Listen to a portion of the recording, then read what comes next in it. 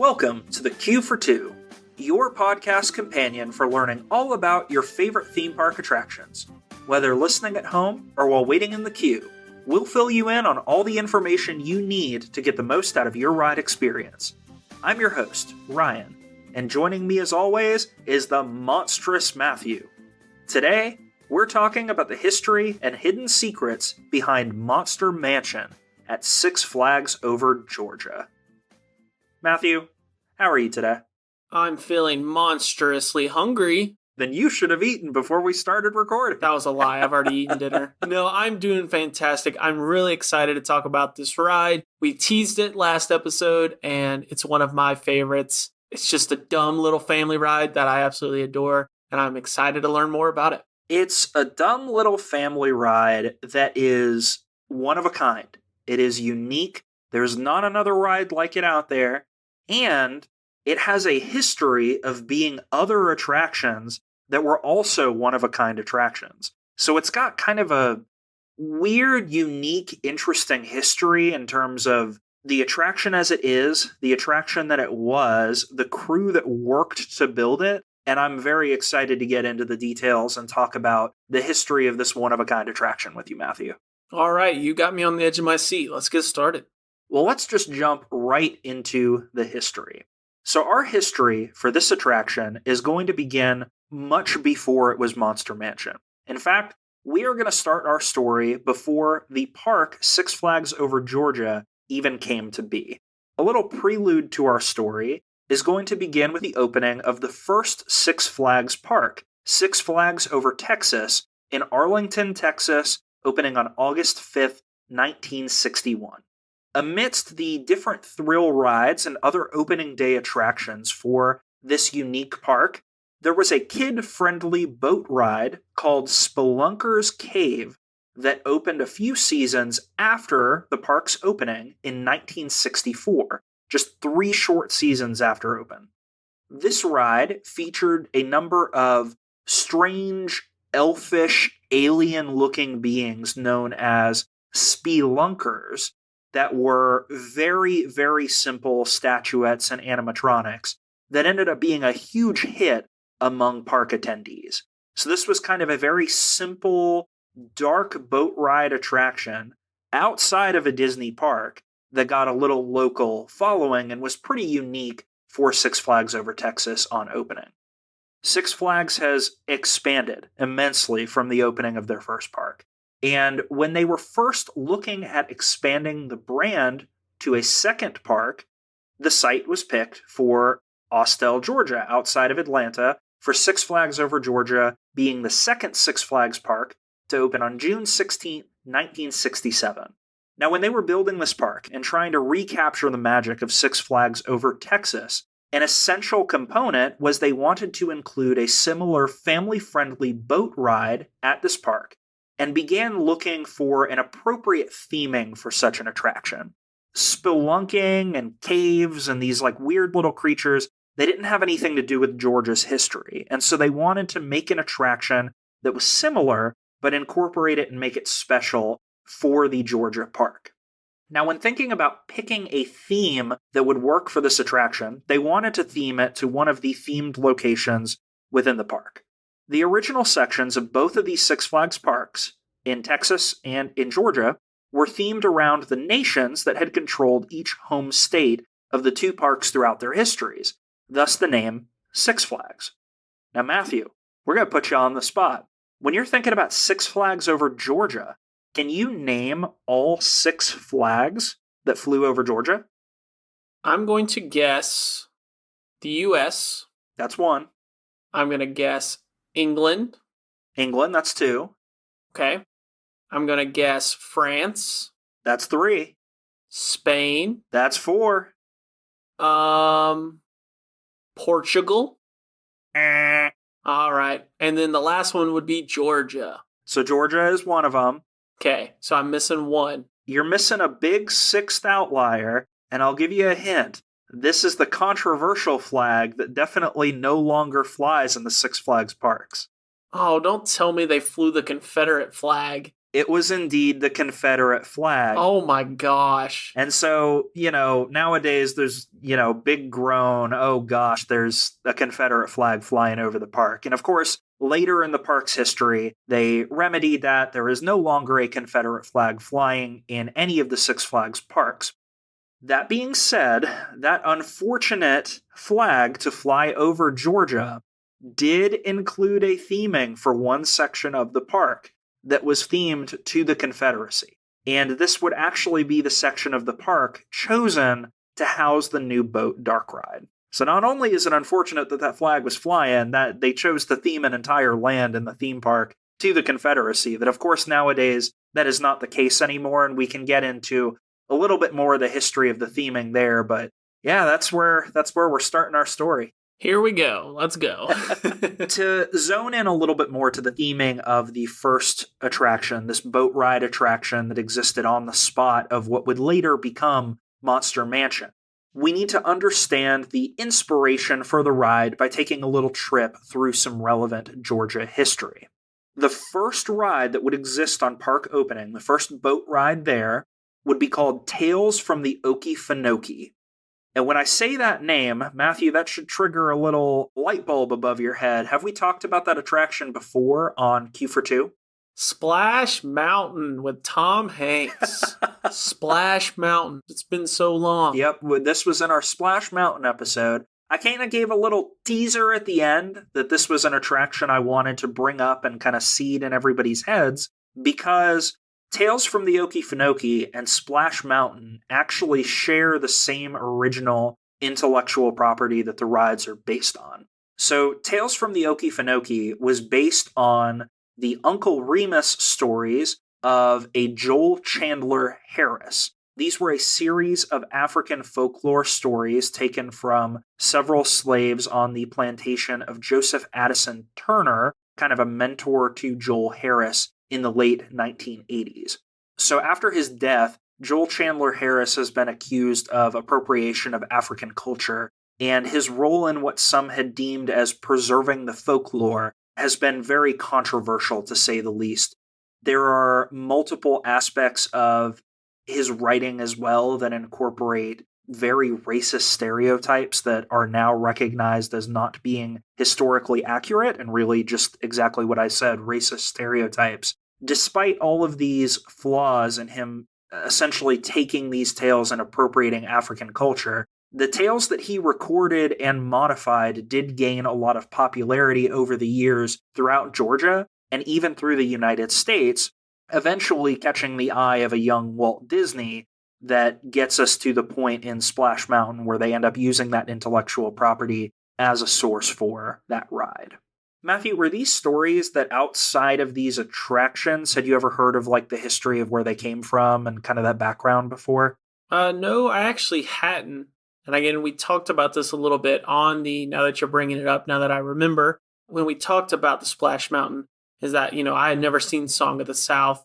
And so obviously those are all based on the same stories and everything. So, I don't know if it's for better or for worse that I didn't have any of those in my memory bank other than what we've learned based on these rides. Yeah, it's interesting historical context, and I think it's something that we don't often talk about, where these tales come from and how they got to where the public is aware of them now. And I think it is important context to share, to know the background and know the terrible place and the terrible stereotypes that popularized these tales in America and really took them away from their origin and their cultural significance beforehand as well. And Matthew, you mentioned Song of the South from Disney, and it is important to kind of talk about that when you talk about the popularization of these tales with the release of that film. So there's animal characters that are utilized in the Uncle Remus tales, and those animal characters that you see are portrayed in the Disney film Song of the South, which you see represented in the rides Tales of the Okefenokee and Splash Mountain. Now, it is important to know Song of the South actually did premiere in Atlanta, Georgia on November 12th, 1946. So it's another tie to Georgia history that is where that film had premiered. And as we discussed in our Splash Mountain episode, that I'm not going to do a deep dive into it here, but just to mention and make sure that we talk about the historical significance, is that not only were there problems with the film itself, but the circumstances surrounding the film were also very problematic. The film itself was chastised for racially insensitive stereotypes by both progressives and critics alike in later decades. Initially, though, it actually received general praise, especially in the Atlanta area. With Georgia continuing to practice racial segregation in the 1940s when the film had premiered, James Baskett, the actor who played the Uncle Remus character in the film, wasn't even allowed to attend the premiere in Atlanta, which, if you don't know that history, I think it's important to know because obviously that's horrible. It really casts a light on the terrible things that were going on at this time and the problematic history of not just these stories, but how these stories were propagated through our history to get us to modern day. I did want to mention that James Baskett did retroactively receive an honorary Academy Award in 1948 for his performance in the film, but such instances as those previously stated highlight the racism exhibited both on and off the screen for this film, and the Academy Award, honestly, in my opinion, of course, is too little, too late, and very much not enough. All that being said, for more information, we do talk about this topic a little bit more in our Splash Mountain episode, and we do absolutely encourage y'all to take a listen to that episode, and of course, do some independent research on your own, hear a little bit more about the historical context, and take that time to critically think about everything. Now to the racist swamp ride. Yeah. So, now that we've kind of talked about the history of these tales in Georgia, they had been chosen by Six Flags at the time to be the focus of their Southern theme park attraction within the Confederacy section of the park. When Tales from the Okefenokee, the ride, was crafted, Uncle Remus himself was not represented on the attraction, though they did include a rabbit, a fox, and a bear, as in the original stories.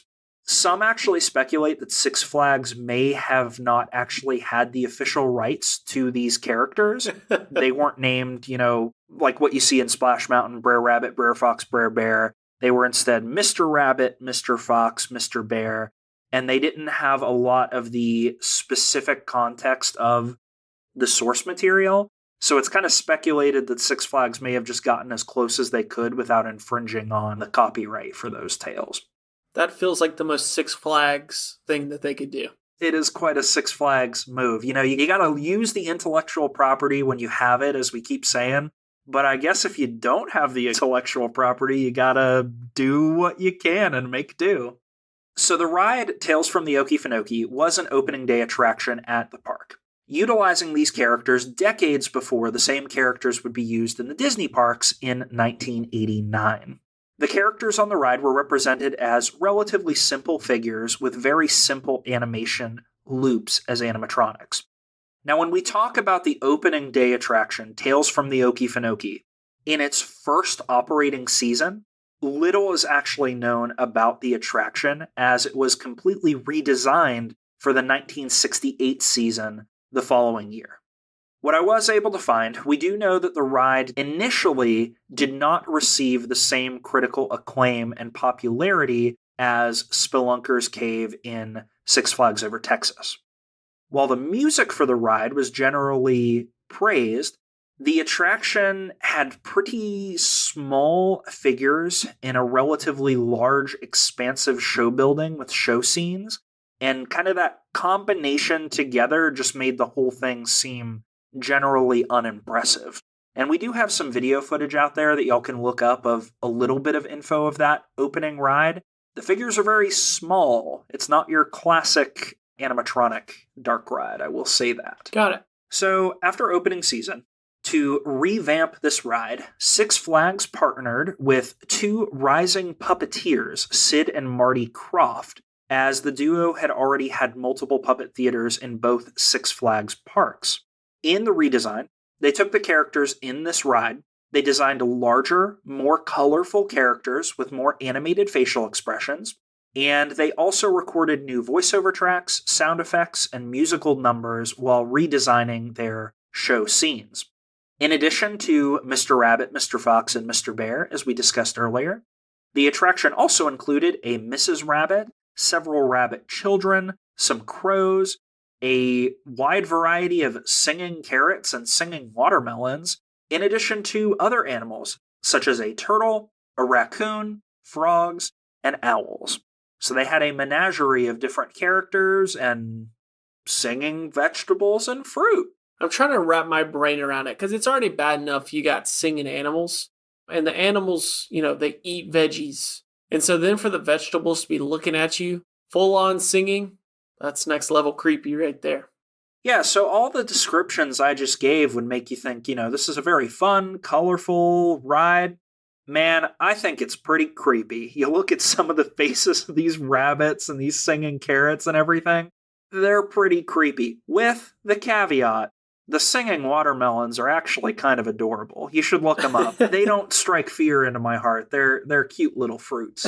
And kind of with that in mind, while the animatronics were still very simple, had very simple motions by modern standards, the revamp was considered a much more beloved ride, to the point that they got pretty popular in the Six Flags parks while this was operating. They even had walk-around characters for the attraction in the parks, and the ride actually had several official brand sponsors, including Ajax and Domino Sugar. Interesting. They ran several ads, including the characters from the attraction, which was interesting. Yeah, that's really cool. The walk-around characters, that's interesting, because I know they still have walk-around characters now. We haven't really touched on that. But to think that they had walk-around characters from that ride, It's kind of interesting. And in case you were wondering, because I was certainly wondering, when I looked it up, I can confirm, yes, the walk-around characters were also very creepy. So that, put a stamp on that mystery. That's solved. Now, of course, this ride doesn't exist anymore. So in talking about why we don't have Tales from the Okefenokee, there are a lot of reasons. The attraction had several foibles and flaws. The relatively expansive attraction, with several different show scenes, was all crammed into a relatively small building. So when you have scenes stacked up one after the other, your show scene audio can often overlap during your experience of the boat moving between scenes, and that was a common complaint amongst guests.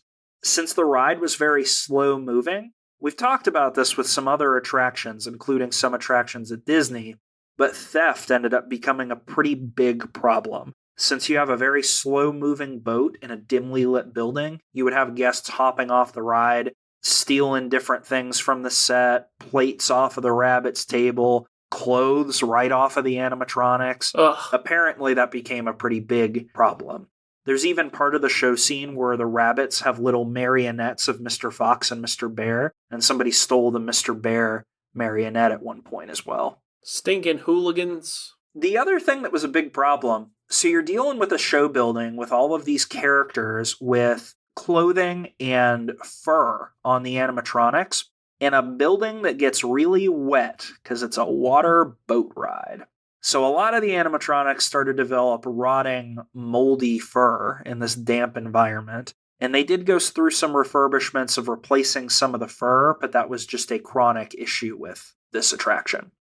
So over time, after multiple technical failures, including, surprise, surprise, a singing carrot catching fire and burning an entire show scene, this ride was just fated for an overhaul. Tales from the Okefenokee lasted for 13 seasons at Six Flags Over Georgia, closing officially at the end of the 1980 season. Now, Matthew, I just said a bunch of stuff about Tales from the Okefenokee. It's not even our main focus of this episode. There is a lot of information I left out, but we just don't have time to cover everything. If any of our listeners are interested in learning more about Tales from the Okefenokee, including the actual story behind the different versions of this attraction, I highly encourage you to check out the fantastic documentary pieces by Defunctland and Storybook Amusement over on YouTube. We're going to include the links to both of those documentary pieces in our description below. Highly encouraged. They are a great watch and a great history of these rides. All right, Matthew.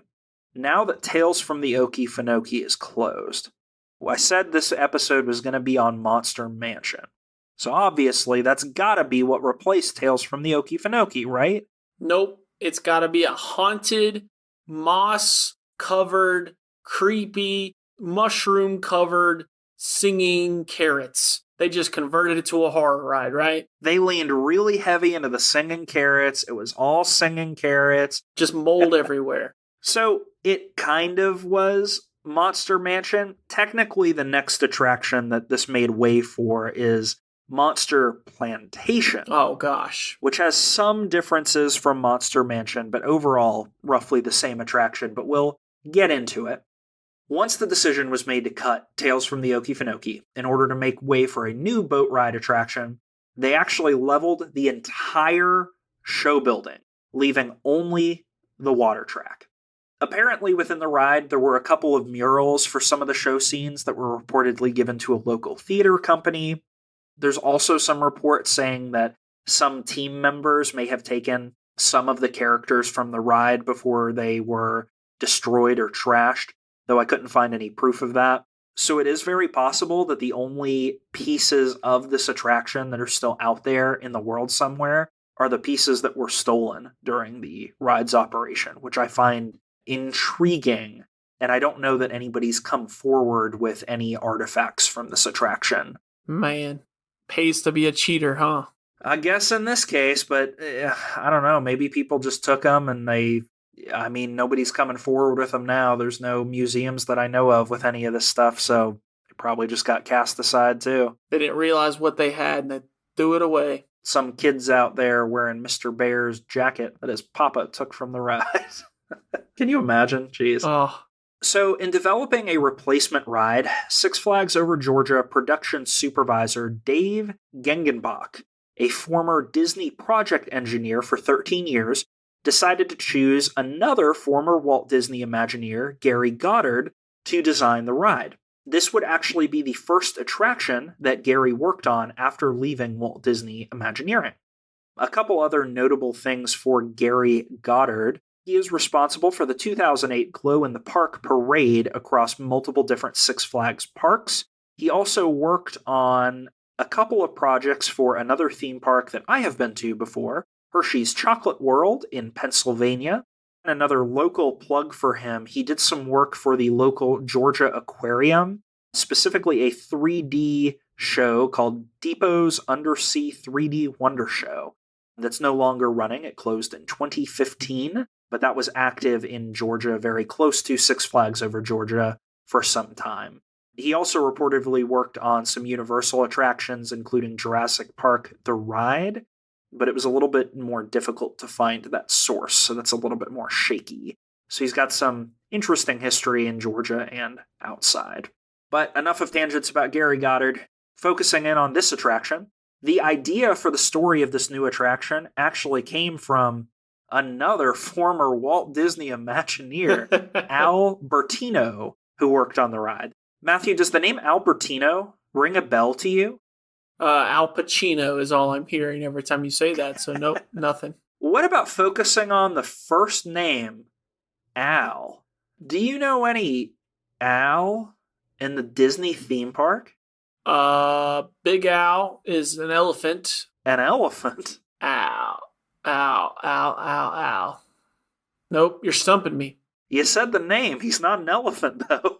Oh, I'm thinking of Big Al, the mascot for Alabama Crimson Tide football. Who are you talking about? So I'm talking about Big Al as well, but it's definitely not a football mascot. Are we talking about a bear in the Country Bear Jamboree?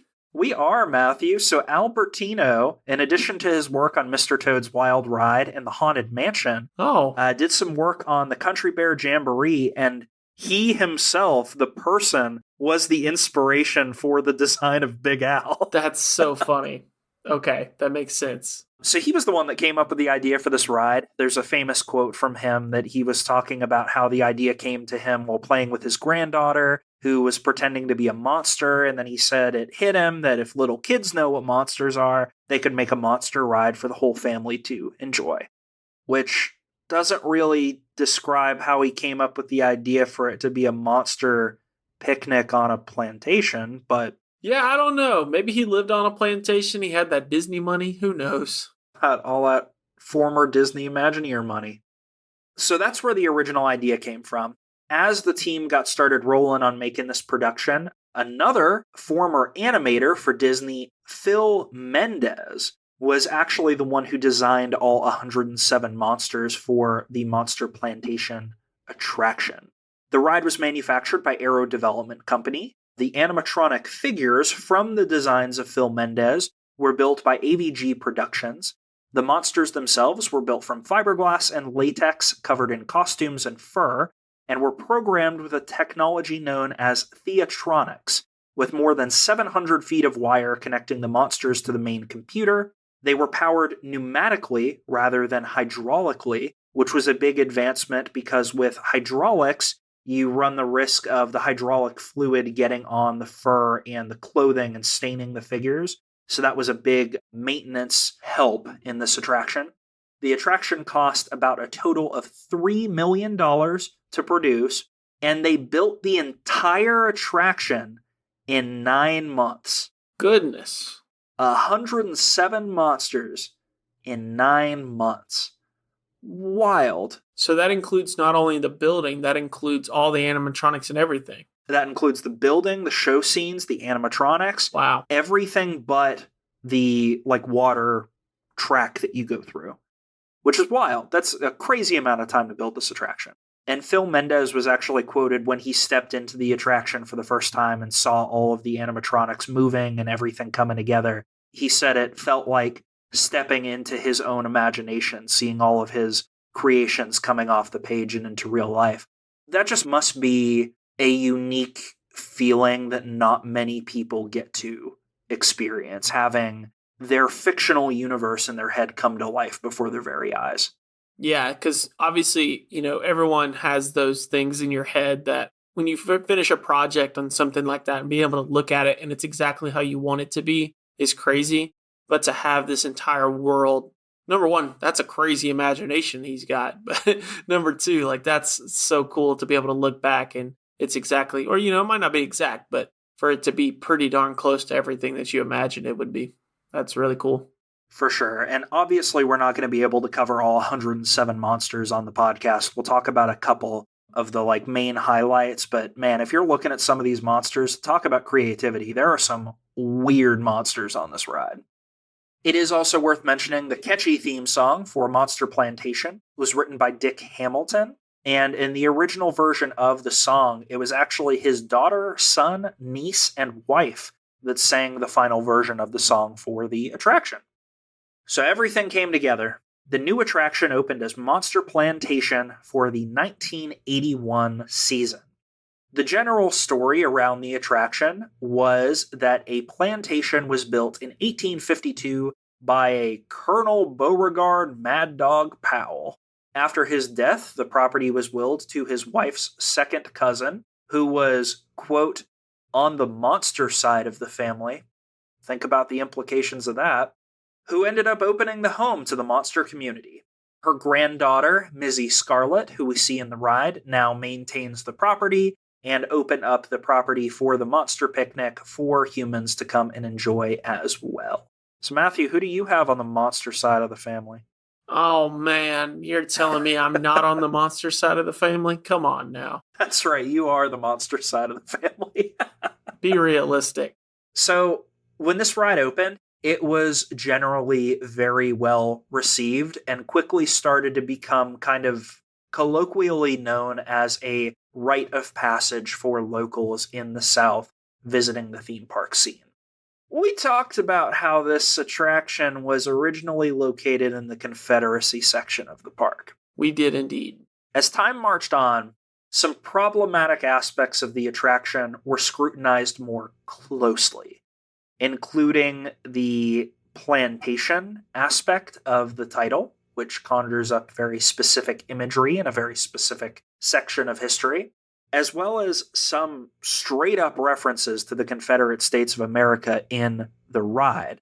Specifically, the cannon scene, where they're firing a cannon at some of the monsters in the marsh. Some of the gunpowder barrels were originally labeled as armaments for the Confederacy, which I didn't know before researching this ride. It's wild that that was there for as long as it was.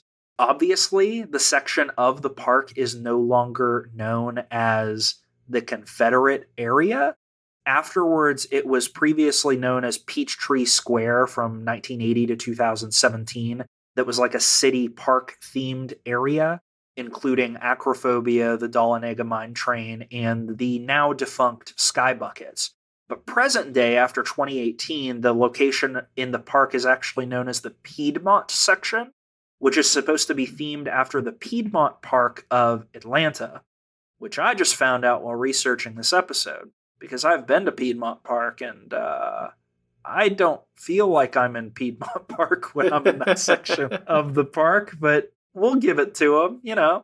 The thing that I found was weird with this reshuffling and theming of that area to Piedmont, this is the only attraction that's in that section. The only other notable thing that the section of the park includes, aside from the gift shop, is our old friendly Macho Nacho that we discuss in the Goliath section. But again, just the more we dive into the history of the themed areas of this park, the more confused I get as to why it's divided up the way it is. Every time I will not understand it. Disney's got it simple, and to see this, it confuses me every time we look into it. But hey, it is what it is. But for those aforementioned references to the Confederacy, the ride was revamped and renovated in 2008, again by Gary Goddard, and reopened on May 4th, 2009 as Monster Mansion. We've talked in other episodes about the fun little opening ceremonies for attractions. This one was opened with a choir of elementary school children, each with a monster puppet that sang the iconic attraction theme. That's something that's out there if you want to go see that. Oh my goodness. Are we going to find out that you were in that choir all along? Is that what you've been leading up to? That's my origin story. It was that day that I said I'm going to make a theme park podcast and talk about my performance in this choir. Overall, when the ride reopened, aside from cutting out the things that we mentioned before, this was overall largely the same ride as Monster Plantation. They did update the fur, costumes, and some mechanics on some of the animatronics. They did put in some new murals that were designed by Disney animation production designer Phil Phillipson. They did introduce 8 new characters to the cast of Monsters, including Paparazzi and Nestor, who we'll discuss a little bit more in detail later, as well as a few water-spouting frogs that were added, and some references to Six Flags leadership on the tombstones before you reach the marsh. It is worth noting, there are a few monsters that were also removed during the refurbishment, with a total of 5 monster characters removed entirely during the entire run of this attraction, including 2 marsh birds that used to swoop down at the boats that were retired around 1984, a child monster trapped in a butterfly net, and 2 other monsters that used to sit in front of the country band. And the big change, there were 2 animatronics that were repurposed for the renovation. There was a tennis-playing monster that was turned into a gardener, and there was a pink pigeon that was sitting on top of a bust at the beginning of the picnic scene that we think was likely repurposed into the monster Nestor at the start of the attraction, just based on their similar frames and that they were both pink-looking birds. But overall, everything else was kept largely the same, with no big changes. Matthew, it was a long journey to get us to Monster Mansion, but it's time for your favorite part of the episodes. It's time for the official ride description of Monster Mansion. Spook me up. This ride doesn't have seatbelts, but you're going to want to buckle in, because this one's a little bit long. There's a party over at Monster Mansion, and everyone is invited. Usually, this is a VIP-only event for the wildest and weirdest of monsters, but this time, humans can come too. Come inside for a darkly delectable boat ride through a whole mansion's worth of magical monstrosity. The 25,000 square foot Spooktacular has been a Six Flags Over Georgia favorite for generations. But now, this residence has been beautifully restored and redesigned for a whole new crew of monster lovers. You'll find state-of-the-art lighting and sound to chill you and thrill you. But the real stars of the show are the 107 living, breathing monsters. Every single creature has personality and a story, not to mention spectacular fur. Climb in your boat and drift into the flooded mansion. If you dare. Everybody is getting ready for the picnic, but hopefully those tasty humans won't be the main course. You'll float through the bog, where dementedly devious creatures are crawling around every corner and even flying through the air. It's an entire world of extremely colorful and creative beasts, with faces you'll never forget. At the Monster Reunion, all the funny, furry ones have come out to play. Whether tiny or giant, these monsters are having the time of their lives. A spirit made of smoke beckons you deeper, but don't go into the marsh. It's dark and scary in there. Fiery red eyes watch you from the dark, and you don't even want to know who's looking. It's the wildest picnic party in town. Woo! Man, that is another doozy. And I want to call out, there was one specific part that talks about faces that you'll never forget. And I want you to look me in the eye and understand, I have completely forgotten every single face of every single monster on this ride. So they immediately lost me with that description. So I will say I'm obviously biased because in doing the research for this episode, I've been staring these monsters in the eyes on several different videos and pages. I don't really remember if I remembered any of them before going through the research. But yeah, that's a piece.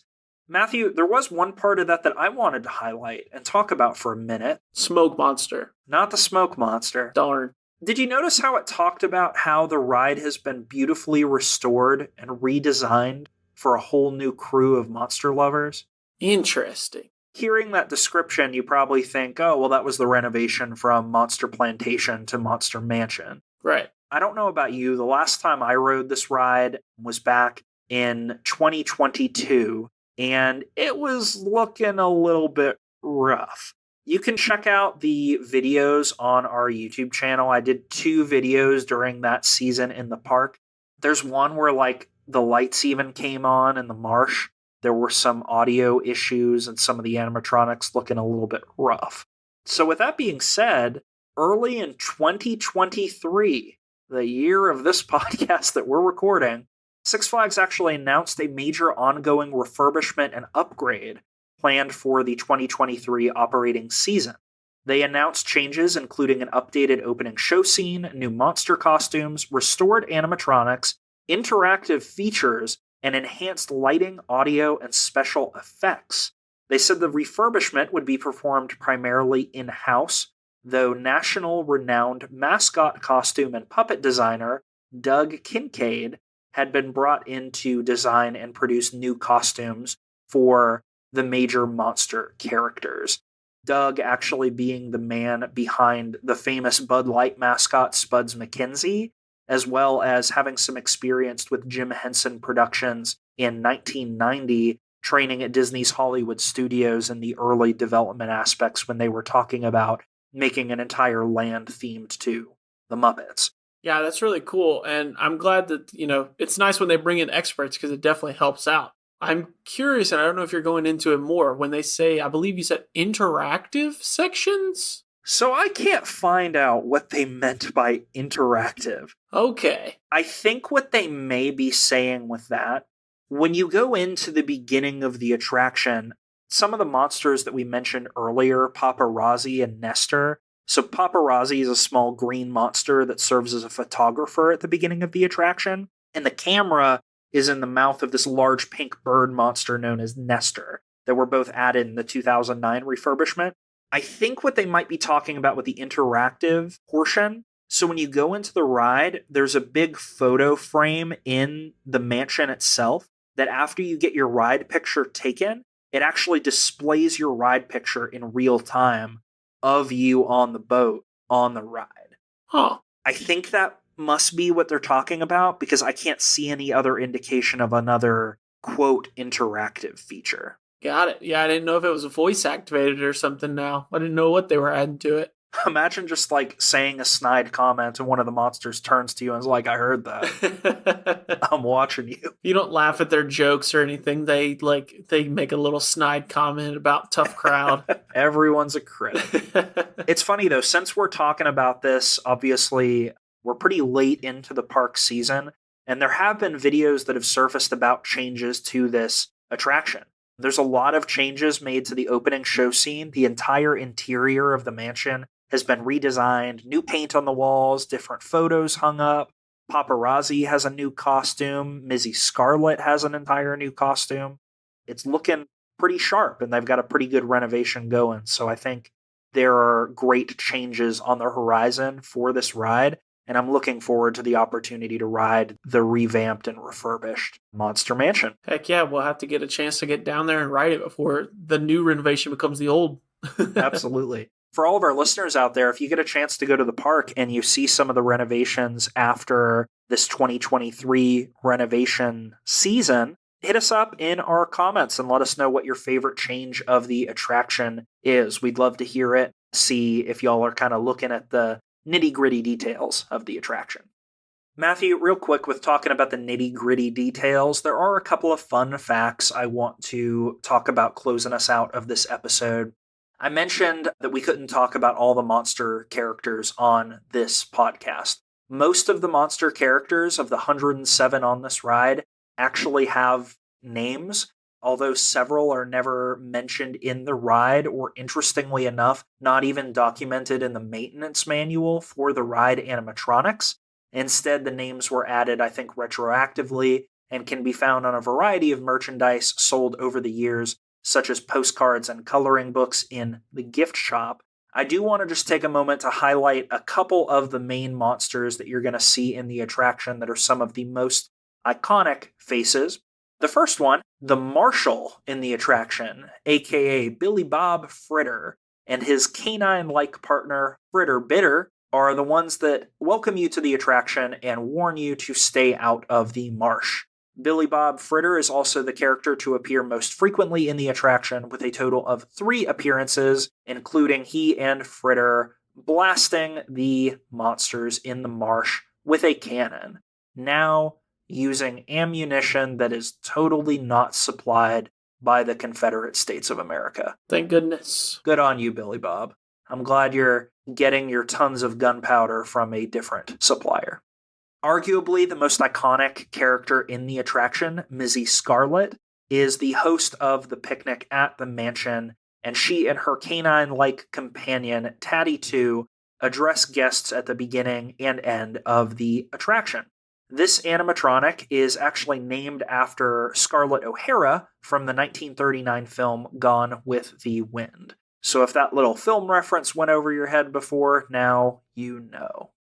The other arguably most iconic monster on the attraction, Buzzbee, is a propeller hat-wearing child monster actually named after Georgia's governor at the time of opening for the attraction, George Buzzbee. This is also the iconic monster that you see on the sign for Monster Mansion.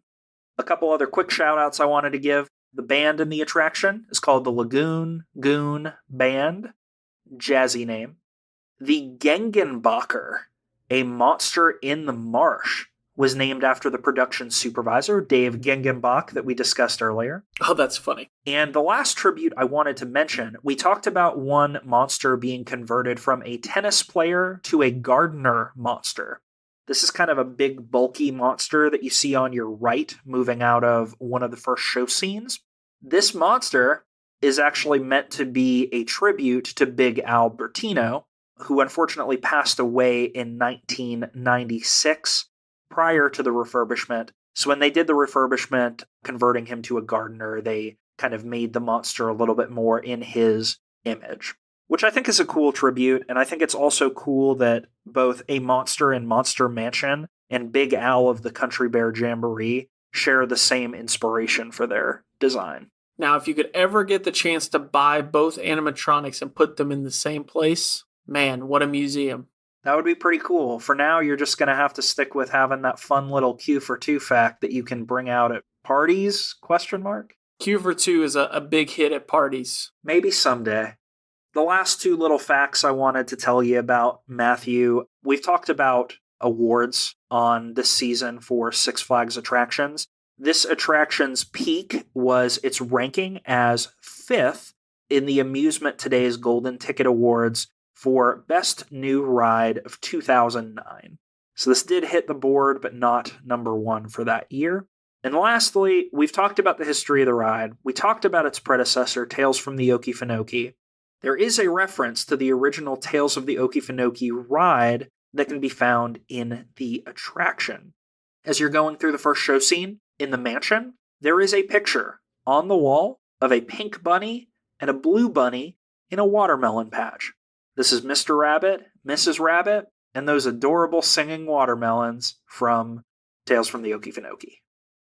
That is all I've got for us. I want to open the floor up to talk about our experiences and any ride tips we have about this attraction. Now, Matthew, I think you've been going to Monster Mansion longer than I have. What have been kind of your experiences with this attraction over the years? I've definitely been going a while. Definitely one of the rides that when I would go with my family, it was a, must ride as a younger kid. It definitely scared me a little bit when I was younger, but it was one that the whole family could go on. I don't remember too many specifics of the ride. Even listening to your description a little while ago, definitely some things that piqued my memories, but it's also, my brain is also kind of picturing Splash Mountain now at the same time. So it's been a minute since I've been on it, but I do remember being scared, but always still really enjoying Monster Mansion when I made my way through when I was a kid. It's a fun ride, and it's a very unique ride, not just at Six Flags Over Georgia, but in, I think, among other theme parks as well. There's no other ride exactly like it out there. Being a Disney fan myself, knowing that so many iconic Disney Imagineers or former Disney Imagineers worked on this ride, I think there are moments in the attraction where you can kind of feel the little sprinkle of Disney-type magic in the creativity and design for this ride. Now, am I saying that this is as awesome as most Disney rides that I've been on with animatronics? No. Yeah, it's hard. Yeah, right. But I think also, with the context that this was built in 9 months and that this creative team was able to put this all together in that short amount of time, I would really strongly urge anybody that's going to Six Flags Over Georgia to make this a priority and not miss this attraction. You're going to have roller coasters at this park. You're going to get your thrills. This is a ride that you can't ride anywhere else, and I really think it's worth the time to at least experience it once. 100%. As far as tips for this ride, really, I don't have that many for you. The biggest thing, this is a dark boat ride. This is a chance to sit down, relax, not be in a thrilling environment, and just take a little time to catch your breath and take in the show scenes and the music. This does tend to be a cooler ride since it's in a dark building and you're in a grotto of water. So this is a good way to cool off as well.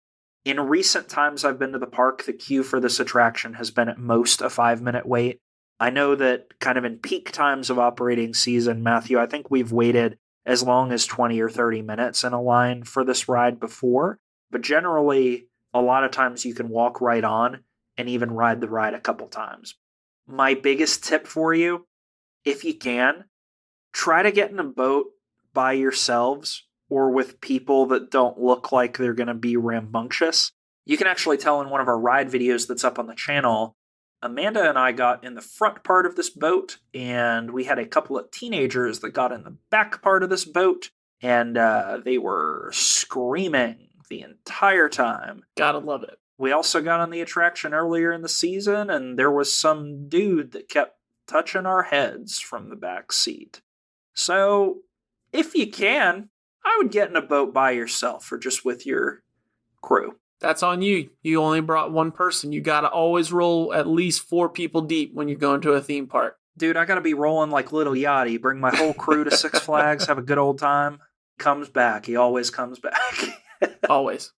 Those are the only ride tips I have. We already talked about the photo at the beginning of the attraction. It's not hidden. When the bird is going to flash and take your photo, that's it. That's when your photo is.